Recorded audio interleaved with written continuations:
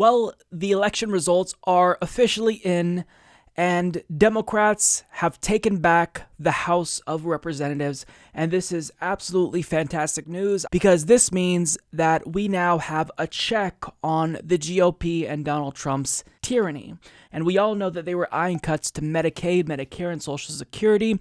And now we have one opposition party in full control to say no, granted Democrats actually do hold strong. So I'm going to tell you what we should do going forward. Tomorrow I'll have a video up about Barbara Lee and why I think we should officially begin our campaign to make her House Speaker. But one of the first stories that emerged after we got news that Democrats retook the House was that they were planning to petition to have Donald Trump's tax returns released. I mean, I don't know what to say about that. Start proposing policies, Medicare for all. Let's get net neutrality solidified using the authority that Congress has under the Congressional Review Act if it's not too late. Put up a bill to legalize recreational marijuana. You're not going to get these passed, but you can at least make your agenda clear to the American people. So clearly, now that we retook the House and we have some sort of control over Congress, and it's not just all Republicans in control of every single branch of government, we need to make sure that there's a leadership change within the Democratic Party, and that person is Barbara Lee. But look, I want to get to some of these results. By and large, I would say that it was a good night if you're a liberal, but overall the results were mixed. So when it comes to the gubernatorial elections, we'll talk about Georgia first of all. Now, at the time I'm recording this at 10:30 PST, it is the case that the race has not been called, although Stacey Abrams is 3 points behind with 96% of precincts reporting. So I hope that she's able to pull off a victory here, but if she's not, if she loses, then she should refuse to concede and demand that there's an investigation into Brian Kemp. And there's also a funny story that came out showing that he may have inadvertently suppressed his own vote. I mean, wow. So hopefully we will see what happens there, but we've got some really devastating blows when it comes to governor races. So in the state of Maryland, Ben Jealous, a firebrand progressive, unfortunately lost, and it doesn't help that Democrats in that state were rooting against him. Additionally, when it comes to Florida, even if Andrew Gillum was up above Ron DeSantis in the polls, he lost by 1 percentage point, and this is just a devastating blow, and there's a lot of theories as to why this happened. Me personally, I think it didn't help that he chose to align with a really unpopular candidate like Hillary Clinton and Debbie Wasserman Schultz, and kind of made that rightward pivot. Now, I don't know if that's what cost him the election, but I do know that this was a really devastating defeat here. Additionally, Christine Hallquist of Vermont lost. Drew Edmondson lost in Oklahoma. But that's about the extent of the loses when it comes to gubernatorial races. We did have some wins, and we had some pretty surprising wins. So in the state of Michigan, Gretchen Whitmer actually pulled off a victory. Now, I was rooting for Abdul El-Sayed during the primaries, but the fact that under Republican control, Flint lost clean drinking water because privatization and profits were more important to Governor Rick Snyder. Now it's nice to see a Democrat retake control of that state. Additionally, in Kansas, Laura Kelly actually defeated vote suppressor Chris Kobach, which is just a huge victory. In the state of California, no surprise, Gavin Newsom won. He's not necessarily a firebrand progressive, but I would say that he is better than Jerry Brown. In the state of Oregon, it seems like being Democrat light didn't help the Republican because Kate Brown quickly secured victory early in the night. As soon as basically the votes came in, it seemed clear that she was going to win. And when it comes to the Senate, this is where things take a really bad turn. So first of all, Ted Cruz was reelected and Beto O'Rourke lost. An absolute gut punch. because now we all have to deal with Ted Cruz's smug, tonsil stone eating, MILF porn loving face for another 6 years at a minimum. So that was one of the most highest profile races of this election cycle, and it didn't go in our direction. But at the same time, I do want to give Beto O'Rourke credit for it even being as close as it was, because I believe Ted Cruz won by about 3 percentage points, which is fairly close for a deep red state like Texas. So, I mean, credit where it's due to Beto O'Rourke. I wasn't incredibly enthusiastic about him. I was more excited about Ted Cruz losing, but for the most part, you've got to hand it to him. He ran a fantastic campaign, and unfortunately, it just wasn't enough. And now we have to get to some less surprising results. And the first is that progressives like Elizabeth Warren and Bernie Sanders handily won their re-election campaigns. Really not surprised at all. However, we had a lot of corporate Democrats who pivoted to the right, who became Republican light, lose their races. Claire McCaskill unsurprisingly lost to Republican Josh Hawley. Heidi Heitkamp unsurprisingly lost to Republican Kevin Cramer.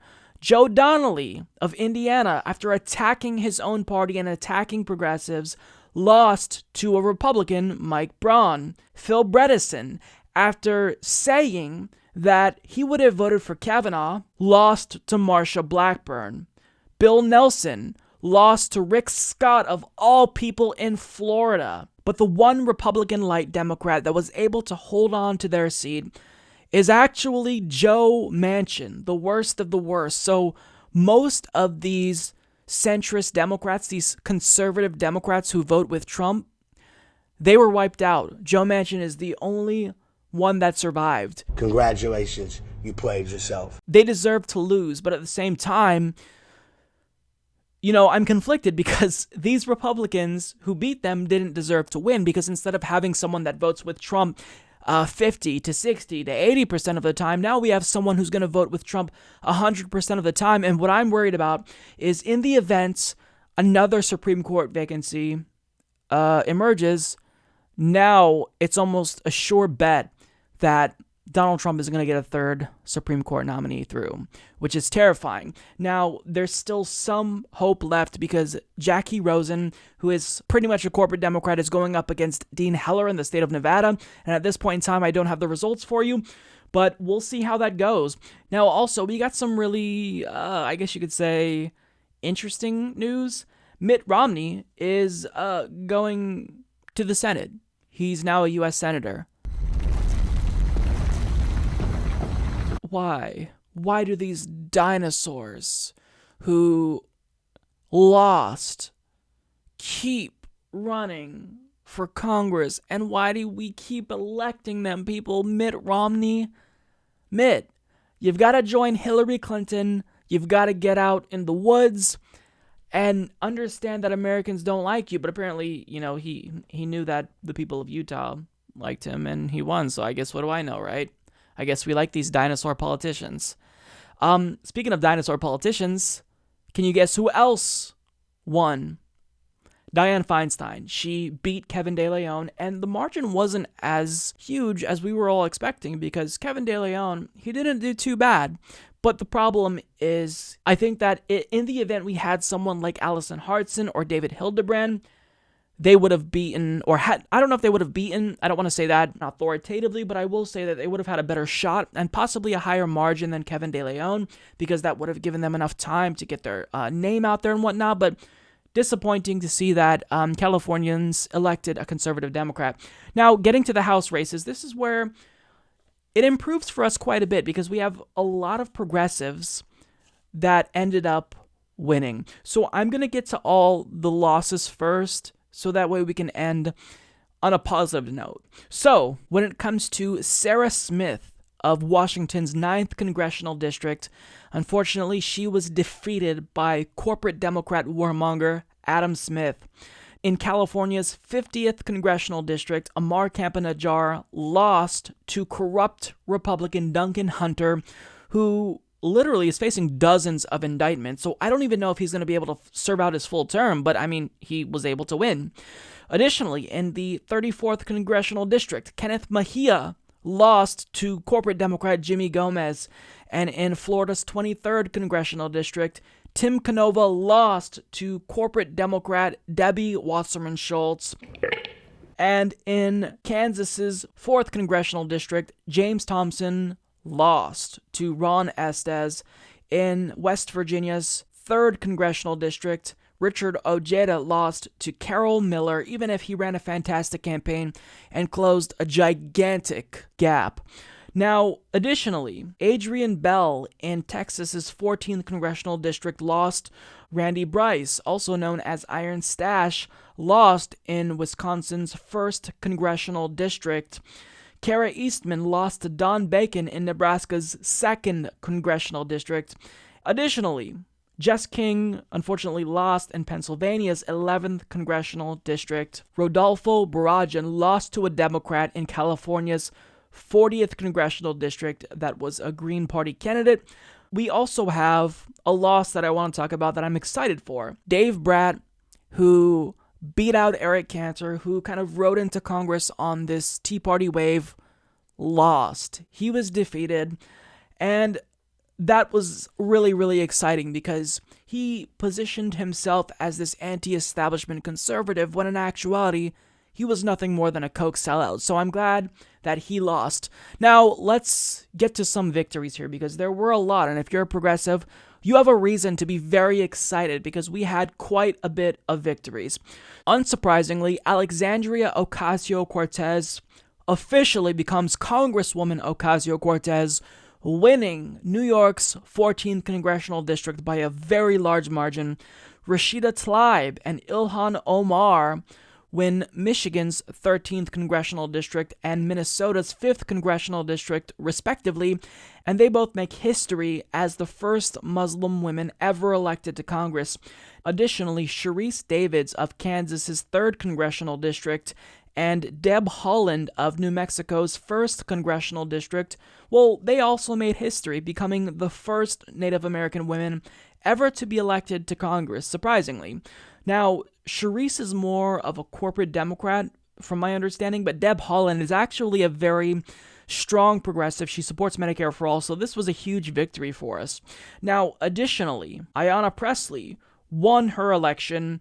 We had an unexpected victory in New York's 11th Congressional District, and when it comes to incumbents and their re-election campaigns, Raul Grijalva, Ro Khanna, Tulsi Gabbard, Jamie Raskin, Pramila Jayapal, Earl Blumenauer, and Suzanne Bonamici all won their re-election campaigns. So this was a very solid night for progressives, and I think the most important win for those of you concerned about Medicare for All was Rashida Tlaib, because she is taking over the seat of John Conyers, who was the co-sponsor of H.R. 676, and yes, she supports Medicare for All. So this is a solid night for progressives, and there's a lot of Justice Democrats who are elected. So this is absolutely a pretty good showing for the first year of Justice Democrats. I'm honestly impressed.